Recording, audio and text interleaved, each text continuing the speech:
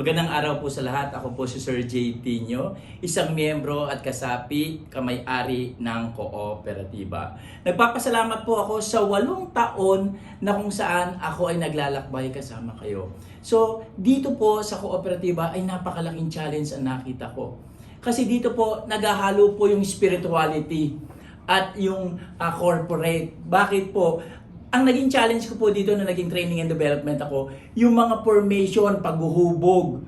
Na kung saan, ako din po ay nahubog dahil po ako po ay isang seminarista ng mga nakaraan taon. Pero hindi po ako naliho sa aking bukasyon at nai-align ko pa po yung aking bukasyon sa mission vision ng kooperatiba. It's a big challenge to me to serve the cooperative with my faith, with the church, sa paglalakbay nito. Nawa maging bahagi ang lahat ng aking paglalakbay sa mga pundasyon na naibahagi ko rin sa pamagitan ng training and development.